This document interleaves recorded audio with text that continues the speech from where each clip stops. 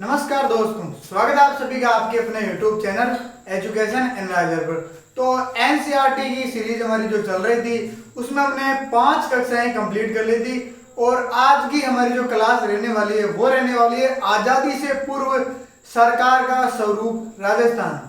तो कक्षा 6 की राजस्थान अध्ययन की कक्षा का 6वां अध्याय आज हम पढ़ने जा रहे हैं, जिसमें हम पढ़ेंगे कि आज़ादी से पूर्व 1947 से पूर्व राजस्थान में जो सरकार का स्वरूप था वो किस प्रकार का था। तो मैं आपको ब्रीफ में बता दूं कि आज़ादी से पूर्व जो हमारी सरकारें थी वो रियासतों में बटी हुई थी। राजस्थान में बहुत सारी मारवाड़, मेवाड़, बीकानेर रियासतें बटी हुई थी।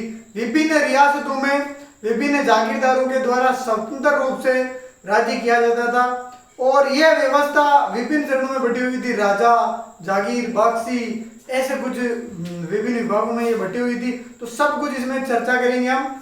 एनसीईआरटी सार संग्रह की क्लास में आपका फिर से स्वागत है। शुरू करते हैं।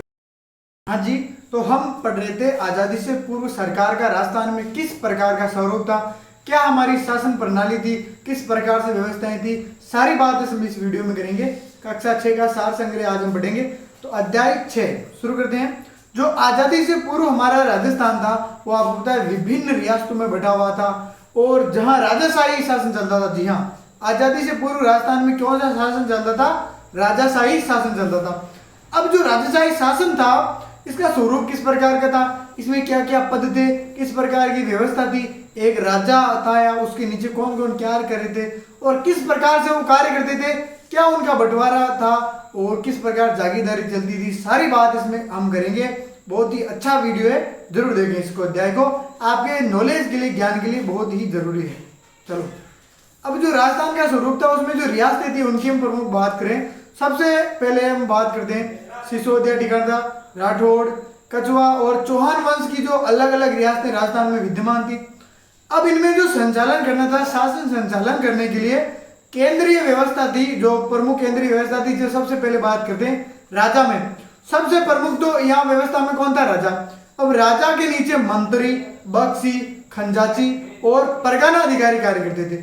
अब इन सब का अलग अलग कार्य था, तो ये किस प्रकार से अपना कार्य करते थे, क्या इनका पूरा रूटीन था, सारे इसमें बात करेंगे। क्या इनकी जिम्मेदारियां थी और इनका पतन कैसे हुआ, क्या वर्तमान में इनकी समस्या इनके सामने आई कि ये नहीं चल पाए और ये व्यवस्था खत्म हो गई। चलो, तो सबसे पहले हम देखते हैं, ये एक आजादी से पूर्व बापू महात्मा गांधी जी की तस्वीर है जिसमें अपने ग्रुप के साथ जाते हुए, बहुत ही गौरवपूर्ण ये तस्वीर है आपके सामने। सबसे पहले हम पढ़ते हैं इसमें राजा। जो राजाशाही व्यवस्था थी उसका सबसे प्रमुख जो होता था, राजाशाही व्यवस्था का सबसे प्रमुख था राजा। राज्य की जो सारी शक्तियां थी वो राजा के पास रहती थी, केंद्रित रहती थी। शक्तियों का बंटवारा बाद में अलग अलग था, लेकिन जो मेन केंद्र था, सेंटर पॉइंट था, वो राजा के पास रहता था।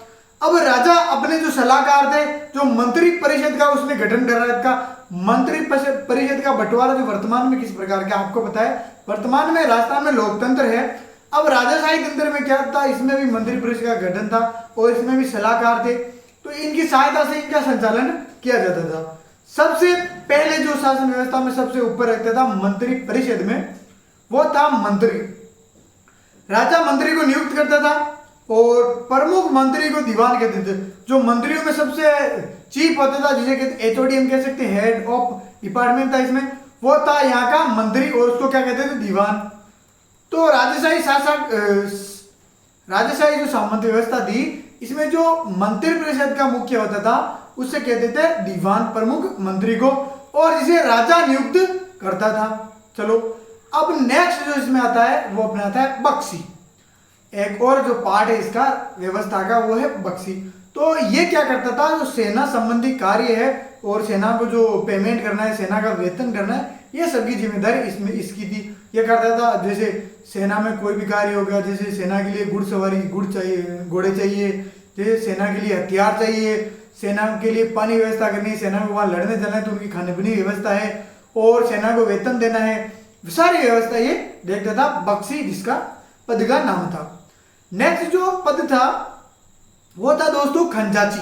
हाँ जी, खंजाची एक पद था। ये क्या करता था, ये था अपना कंजूस, ऐसे मान सकते हो, ये अपनी मिनी होती क्या उस टाइप का था। ये अपनी मम्मी की टाइप का था, राजस्थान में कहते हैं भाई का टाइप का था। कैसे था? जो आमदनी होती थी, जो खर्च होता था, उसको ये बैलेंस करता था। जैसे आप गए इसके पास, आप मान लो सेना में हो और आप किसी पद पर हो, आप गए कि आज 50 किलो आटा लाना है, तो ये आपको कितने देगा? 20 किलो के पैसे देगा, 30 किलो का ये बचाएगा या संतुलित करेगा, क्योंकि इसके पास जो होगा ना उसके हिसाब से ये मैनेज करेगा। तो ये क्या करता था? बचत करता था और राजकोष था उसको व्यवस्थित करता था। राजकोष में वर्दी का कार्य ये खजांची करता था। तो खजांची का क्या काम था? आमदनी और खर्चा को मैनेज करना, संतुलित करना और बचत को सुरक्षित करके राजकोष में वृद्धि करना। क्लियर है? नेक्स्ट आता है अपना परगना अधिकारी। अब परगना क्या होता है आप तो कमेंट करके बताओ, परगना किसी थे? परगना होता है वो क्षेत्र जिसमें सेना रहती है या जिसमें लोग जनता रहती है। अब परगने में शांति व्यवस्था को बनाए रखने का कार्य परगना अधिकारी का होता था। ये क्या करता था? जैसे उसमें शांति व्यवस्था बनाए रखता था, कोई लड़ने ना दंगा ना हो जाए, आपसी समझाइश के बीच संतुलित व्यवस्था करता था। एक तरह का ये पुलिस अधिकारी था, ऐसा आप मान सकते हो। चीफ पुलिस अधिकारी है परगना अधिकारी, उस समय में था, राजशाही व्यवस्था में था। चलो, अब राज्य की जो सबसे छोटी इकाई है वो ग्राम होती है, आज भी होती है, आपको बताएं। और इनका प्रशासन ग्राम पंचायतों द्वारा किया जाता था पहले भी। क्लियर है? अब एक नई चीज यहाँ पे देखने को मिलती है जो आपने कहीं ना कहीं सुनी होगी, जागीरदार व्यवस्था। अब इसको कैसे समझते हैं? चलो मान लो आप राजा हो, आप क्या हो? किंग हो। अब आप अकेले किंग पूरे साम्राज्य को थोड़ी संभाल सकते हो। अब आपको उसको संभालने के लिए उसको इकाइयों में बांटना पड़ेगा। जैसे इसको आप सरल भाषा में समझो, जैसे वर्तमान में जो लोकतंत्र प्रणाली है उसमें सेंटर पर आपका मोदी जी बैठे हैं।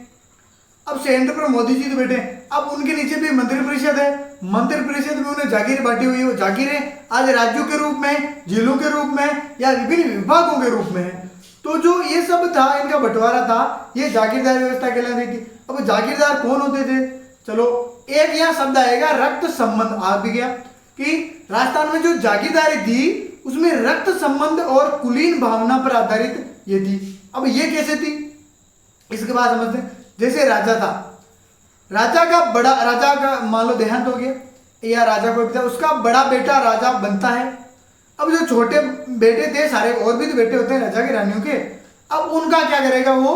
अब उनमें असामंजस्य, उनमें संतुलन बिठाने के लिए, और वो नहीं करते, क्या बोलते हैं, अलावा नहीं करते, अराज नहीं करते, अराजकता पैदा ना हो जाए उनमें, तो उनके लिए वो क्या करेगा? व्यवस्था शांत करने के लिए उनको जागीरें दे देगा।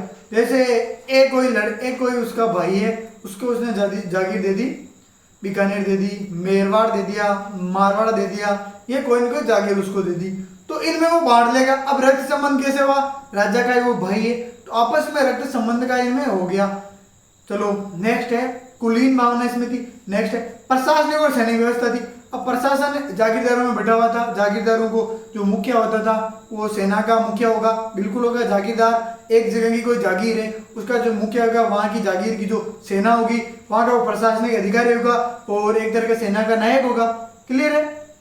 चलो, राजा का मृत्यु हो जाएगी, उसके पश्चात बड़ा बेटा बन जाता है और जो छोटे बेटे रहते हैं उनको जागीरें दे दी जाती है। इस प्रकार उनमें रक्त संबंध हो जाता है, कुलीन भावना पैदा हो जाती है और प्रशासनिक और सैनिक व्यवस्था स्थापित हो जाती है। क्लियर है? अब इसमें जागीर जो व्यवस्था थी उसके कुछ स्वरूप यहाँ सामने देखने को मिलते हैं। अब जागीरदार का जो नियुक्ति है वो कौन करता था? राजा करता था, बिल्कुल राजा करता था। राजा का एक संबंध होता था, राजा का एक भाई होता था। और ऐसे देख लो 90% राजा के पुत्र ही इसमें पार्टिसिपेट करते थे। चलो, ये व्यवस्था रक्त संबंध पर आधारित थी, बिल्कुल थी, मैंने आपको ऊपर पहले से क्लियर कर दी है बात। चलो, अब मुगलों के साथ संधि की वजह से इस व्यवस्था पर निर्भरता कम हो गई। अब क्या हुआ? जो राजा थे, जो शासक थे, प्रमुख जो जितने भी शासक थे, उन्होंने मुगलों के साथ संधि कर ली। अब जो जागीरदार बचे वो तो क्या बन गए? मुगलों के मनसबदार बन गए। अब वो जागीरदार थोड़ी ना रहे, तो यहाँ तो उनकी जागीरदार बन गई, तो फिर जागीरदार की क्या रही? कोई जागीरदार नहीं रही, ना राजा का उन पर शासन रहा, ना रक्त संबंध रह पाया, ना कुलीन भावना रह पाई और ना उनका प्रशासनिक या कोई भी दबदबा रह पाया। तो इस वजह से क्या हुआ? मुगलों के साथ संधि करने से यह व्यवस्था कमजोर पड़ गई और यह व्यवस्था समाप्त हो गई और मनसबदारी व्यवस्था यहाँ पर स्थापित हो गई। अब जागीर पट्टे नामे जागीरदारों की सेवा एवं कर व्यवस्था का उल्लेख मिलता है। अब पट्टे जो भी लोगे तो जागीर पट्टे देंगे सबको अलग अलग, और कर व्यवस्था भी थी, टैक्स भी लेते थे, जागीर जागीर है, टैक्स तो लेंगे ही, राजा को भी तो देना पड़ता है ना। चलो नेक्स्ट आता है फिर अपना राजस्थान में अंग्रेजों का शासन। फिर आ जाता है अंग्रेजों का शासन। अब ब्रिटिश जो था भारत केंद्र शासित प्रदेश एवं प्रांतों से बना हुआ था। ब्रिटिश भारत में केंद्र शासित प्रदेश का उन्होंने निर्माण किया और प्रांतें बनाई हुई भी भारत में। इस प्रकार अंग्रेजी शासन में प्रांतें और केंद्र शासित प्रदेश थे। प्रत्येक प्रांत के गवर्नर थे और भारतीय गवर्नर के प्रति उत्तरदायी थे। एक चीज मेरे को याद आ गई, मैं आपको बता दूं, 1857 में जब ये क्रांति होती है तो उस क्रांति के बाद जो गवर्नर जनरल का पद है वो हट जाता है भारत से। जी हाँ, गवर्नर जनरल का पद 1857 के बाद हटा दिया जाता है और उसके बाद लॉर्ड कैनिंग को भारत का प्रथम वायसराय एवं गवर्नर जनरल बनाया जाता है। जी इंपॉर्टेंट है, 1857 के बाद हटता है ये पद। कब हटता है? 1857 के बाद।